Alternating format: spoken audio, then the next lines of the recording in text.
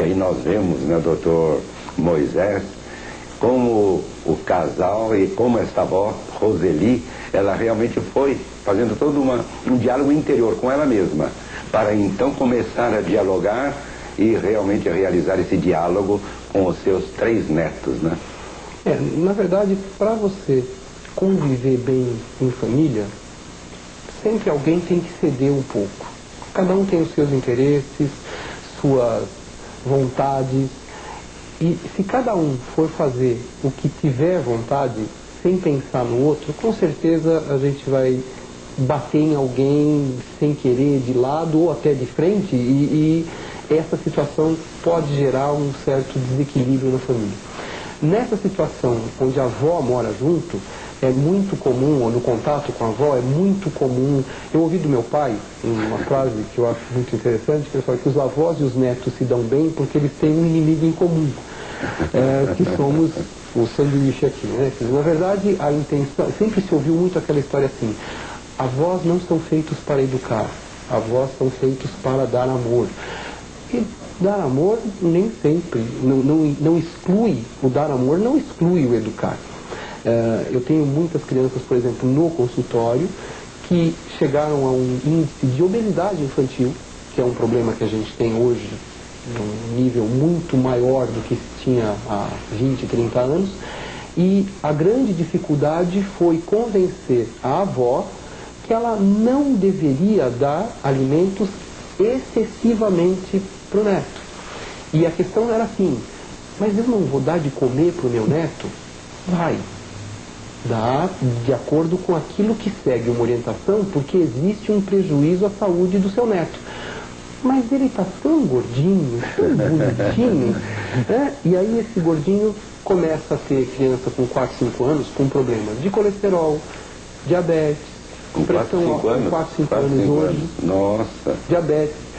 E aí, de novo, nós voltamos aos limites. É o limite da alimentação. Como evitar o consumismo nas crianças? Aí que está o caso. Duro, né? É duro. Olha, quando vem uma criança... Será que elas têm consciência? Porque os limites deveriam existir justamente para compreender isso, ou não?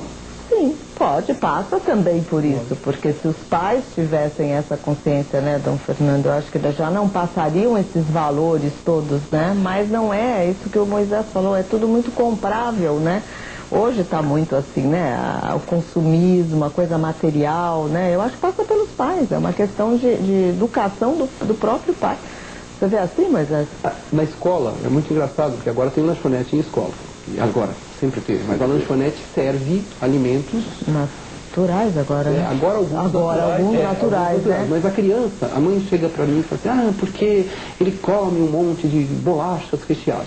E eu brinco, eu pergunto pra mãe se ele trabalha. Ela fala assim: como assim? Não trabalha. Ele ganha dinheiro? Não, ele não ganha dinheiro. Ele assalta o supermercado. Quem é que está trazendo essa bolacha? Se você traz, ele come. Você não quer que ele coma, não traz. O limite passa do consumo, passa pelo discernimento dos pais. Agora há uma dificuldade que eu não sei se existe, mas que está aí bem presente muitas vezes. Eles estão numa escola.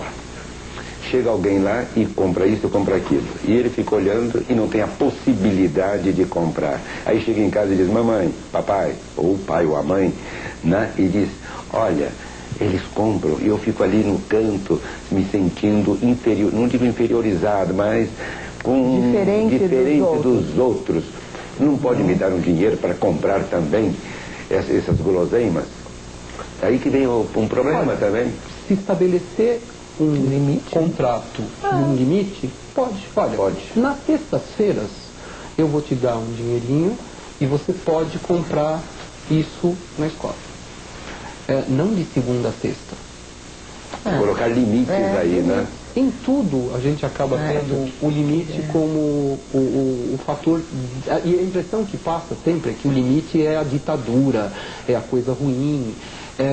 Esse limite pode ser colocado de várias formas. De uma maneira até lúdica, muitas vezes, né? Mas se souber... De maneira lúdica. Lúdica, no humor, na coisa gostosa, brincando, né? Na coisa do conhecimento, explicando o porquê. né, de tudo. Eu acho que passa pelo lúdico, sim. Se você Eu me lembro que na minha casa só podia tomar Coca-Cola de domingo. Na minha época não se tomava Coca-Cola todos os dias, era suco de frutas. E ninguém achava ruim, não. Isso era o valor da época. E a gente, quando não tinha o suco, até reclamava, né? Porque o suco era o dia a dia.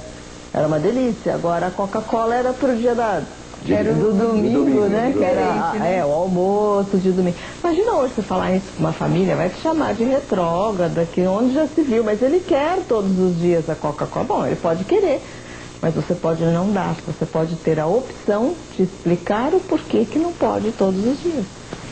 Quer dizer, a importância toda está, sim, limites, mas explicando esses limites. Portanto, nesse diálogo com as crianças. E a criança vai percebendo e vai dialogando interiormente, ainda que não racionalmente, desde pequeno. Emocionalmente, né? Emocionalmente. A gente se assusta com o raciocínio deles. Eu dava plantão de domingo. E um dia eu fui trabalhar no domingo, o Renato tinha 3 anos. 3 aninhos. 3 aninhos. Aí ele estava na cama, eu saí de manhã, fui dar um beijo nele antes de sair. Aí ele acordou e falou: onde você vai? Eu falei: eu vou trabalhar, vou dar plantão. Ele falou assim: fica comigo. Eu falei: não, vou fazer o seguinte, olha, eu preciso ir trabalhar, porque, olha o bobão, porque eu preciso ganhar dinheiro para comprar presente, um brinquedo para você.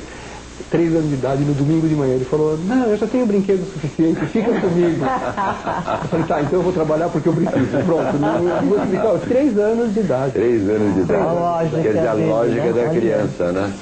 Mas é interessante como já criancinha já percebe e já tem esse raciocínio, né?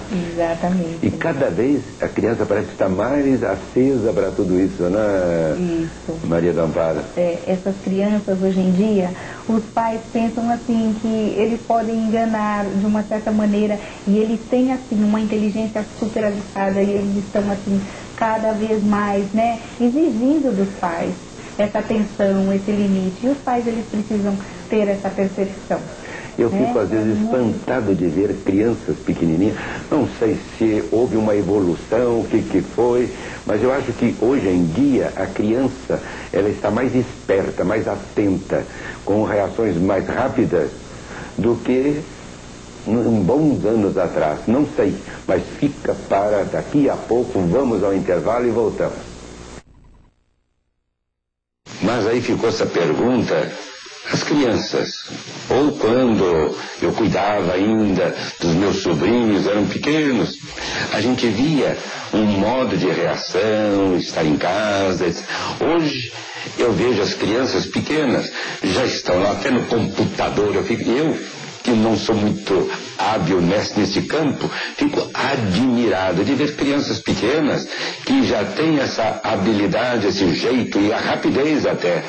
Tudo isso realmente me deixa admirado. E também eu creio que no campo psicológico, também no campo emotivo, a criança parece que está muito mais desperta para o mundo, para as realidades, do que naquele tempo. Aquele tempo que eu digo não é muito tempo não, porque eu tenho uma juventude acumulada. Mas há uns 60 anos atrás.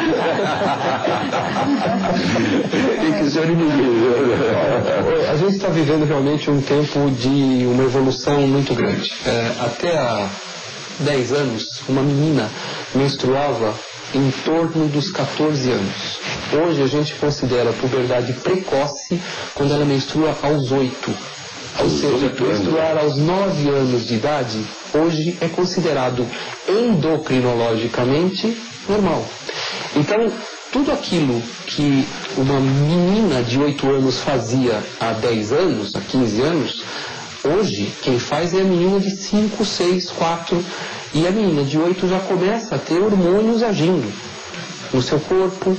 Uma mudança de corpo, de repente ela começa a ter broto mamário, ela começa a ter um cheirinho diferente que vai incomodar, que não é o habitual, gostos diferentes. Isso vem, aí se o que veio primeiro foi o desenvolvimento emocional e que levou a essa antecipação, ou se primeiro veio essa antecipação que leva a um desenvolvimento emocional, mas com 9 anos de idade ela ainda é uma criança. É uma criança, né? Continua sendo uma criança apesar de tudo, mas uma criança que tem uma menstruação mensal, com 10 anos. Mas os meninos também.